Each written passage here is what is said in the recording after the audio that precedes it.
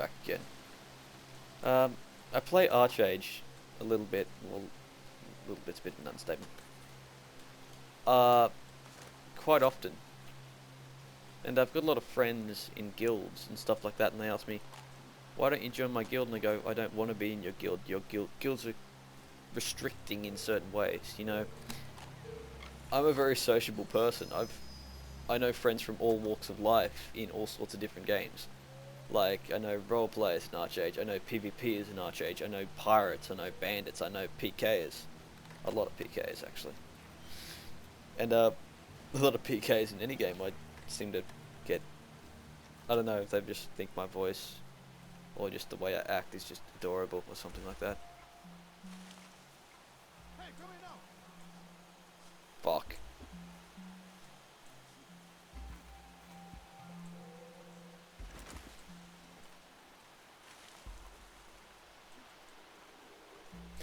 Basically, if I'm in a guild and just say that guild goes to war with another guild, I'm probably going to have friends in the guild that I'm going to war with, so it's sort of like, well, I don't want to kill my friends. Why are you hanging out with these people that want to kill us? You shouldn't be hanging out with these people because they want to kill us. And I'll be like, well, my mate's in that guild, and then they'll go, well, shove aside your friendship, this is good for the clan. So then I go, well, why? And the way I act is a bit odd at times.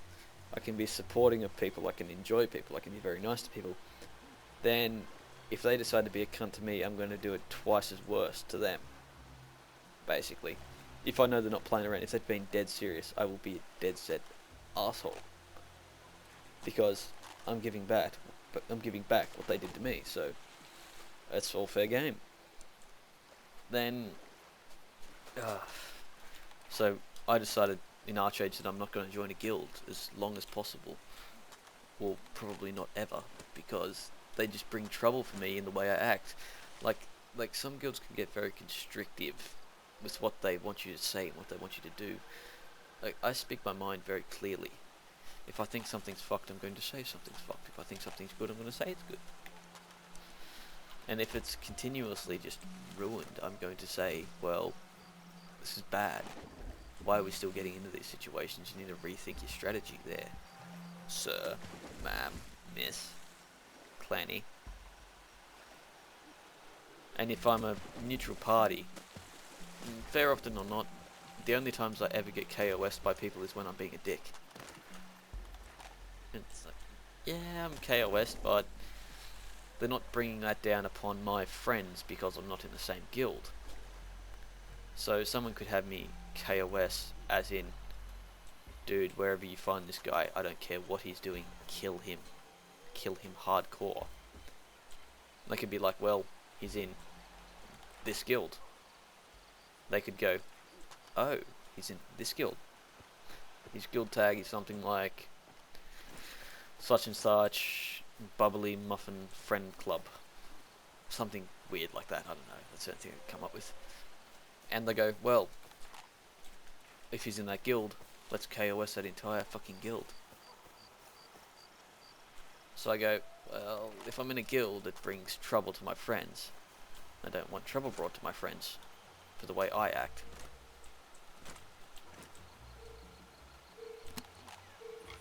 Hand glitch. See that? Arms in the dirt. So I decide that if I'm not in a guild, people can't necessarily fuck with me on a guild level because I'm not in a guild. Like, guilds are good in aspects for raids and things like that, but then I prefer being solo unless I know who I'm guilding up with. Like, you can have this guild that could be really, really awesome in your head.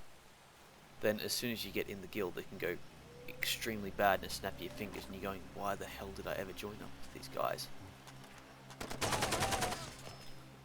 This was probably the worst decision I've made in a long time, you know? But if you're solo, you can hear from your friends to go, well, the guild was alright until I met such and such an officer. who is extremely controlling, and he wanted to constrict what I was doing. So I left that guild and I went, well, I'm glad I didn't join that guild. Audio log. Where do you get the weapons? It's a romantic notion that they all came out of the Soviet Union after the collapse. That was a windfall back in '89, maybe through '91, but that's all over. I move weapons, I profit from circulation. You get a ceasefire in Liberia, both sides disarm. You think they slag 2,000 tons of guns? No. They sell them to me. I resell them wherever the next war is starting. Those same Soviet guns from 1989? Oh, that's about half. The rest mostly come from old European armies. After they abandoned their colonies in the 60s and 70s, you know, French guns, Dutch, Belgian. So some of these guns are very old. They've been sold, bought, and sold repeatedly. They're not biodegradable. Only the dead are biodegradable. Stuff like that. So if a guild turns out to be bad in the long run, I haven't been put in the position where I was in that guild and I got screwed a little bit by what happened. So it's sort of like a double-edged sword. Guilds can be good and guilds can be bad. If you stay away from them, you usually don't get in trouble, because if you've got a loud mouth like mine, you can get in a lot of trouble and you can bring a lot of punishment down on your guildmates that you don't really want to do. One action can decide the fate of many. That's an old proverb, and it's very true in a lot of ways. You don't even have to really think about it. It's like, you know, oh, we went and ganked this guy's ship, and that guy's ship was carrying like 40 golds worth of trade packs. Like, so let's make it better, like 100 golds worth of trade packs in fish, in like Marlin or something. That guy's guild is going to be pissed. He's going to go tell his guildmates, and his guildmates are going to come hunt you down and make you pay for what you've done. And they don't stop. It's the internet. People hound down people on the internet. People make people commit suicide through the internet. Through cyberbullying and things like that. So, meh. Guilds are guilds. If you don't have a tag on, they can't really harm you and put sanctions on your guild in any way. Because if you don't have one. You can be completely independent and still come under some sort of sanction if you hang around with the guild for too long. So, a person like me who's enterprising, I branch out and I get friends across everything. Archage, Im Online, I know a lot of gankers in EVE. A hell of a lot, actually, come to think of it. And I know these gankers simply because I joined their channel one day. Just a random profile link that I clicked on. I went, oh, cool, you're a ganker. That doesn't bother me. You're just doing your thing in EVE. It's a sandbox. You can do whatever the fuck you want. So I've got no problems with people being gankers. I've got no problems with people being anti-gankers. I've got no problems with people being miners, missioners, incursion runners, like myself. So, if you're gonna make friends, you make friends with everybody.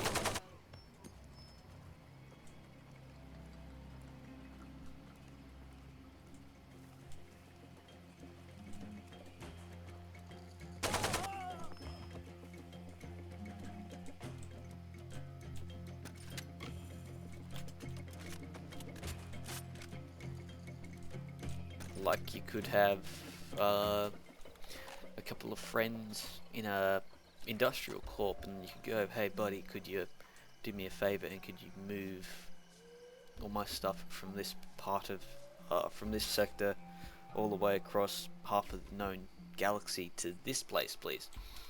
I go, sure, give me a bit of a fee and a payment and I'll do it for you, mate. Then you get the pirates and the gankers and people like that, the factional warfare guys. They're really nice people, by the way. No matter how much they relish in your tears, they're really nice people.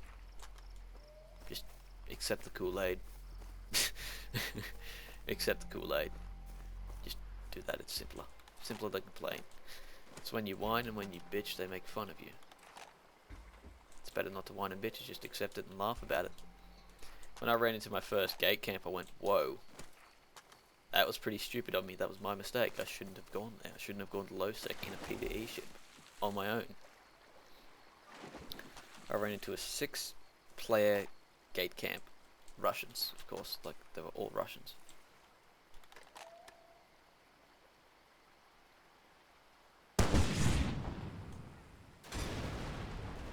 I wasn't dealing with that up close, just putting that out there. So, and then I talk with my other ganker friends. I go, oh yeah, that's a common tactic. They just go, such and such and such. They have bait. They have a watcher waiting on the other side of the gate, cloaked. Then when you jump through, they use their logistics to instantly lock you, so you can't walk away and just tear your head off, which is what they did to me.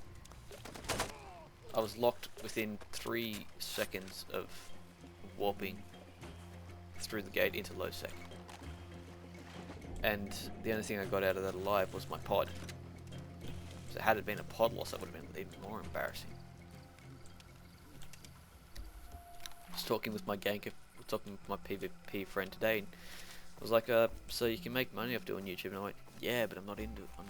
I'm not in it for the money. I'm in it for making content because I enjoy it. And they went, yeah, well, that's true. And I said, well, you can make money. Just look at Pt13.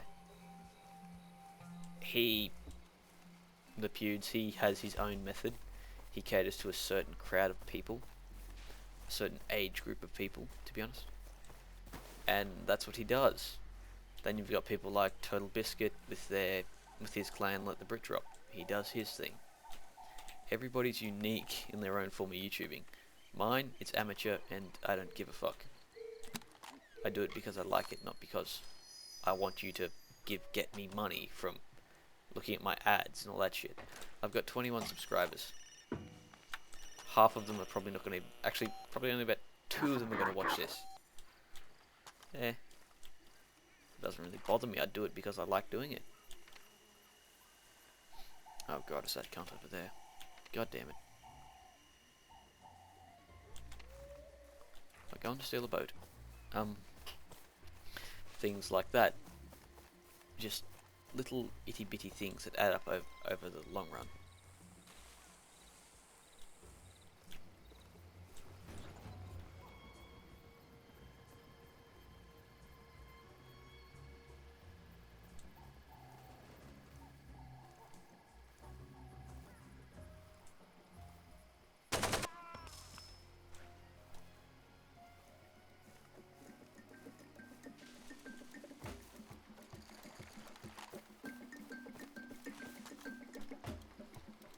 Let's be quick about this. So you cater to a need if you want to get famous on YouTube. You do stupid things. Like people with cat videos getting over a couple million hits because cat videos are the way to go. If you want to do cat videos, that's your thing. If you want to do gameplay videos, do that, that's your thing. If you want to do commentaries like I'm doing here, that's your thing. This is my Farcry 2 Let's Play. And this is my commentary on random things because I like commentary. I like commentary on random things because I do that often. And I'm talking to myself a bit, so I'm talking to myself here. And I don't give a fuck. Risky, risky, risky. There's the bulls I was waiting for. We'll be stopping in at Mike's bar so I can get some health kits and everything. Maybe spend some money.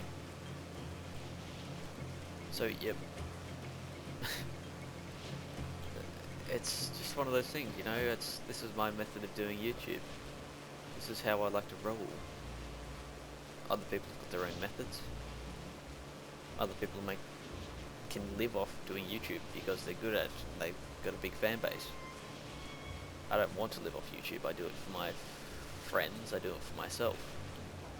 I put up my videos so I can watch them, not so other people can watch them. it's a bit of a ridiculous thing to say, but I do it because I enjoy doing this right here. I enjoy talking, I enjoy filming it, I enjoy editing it, I enjoy shoving it out onto YouTube, onto the worldwide internet. Interwebs, I should say, to be interweb correct.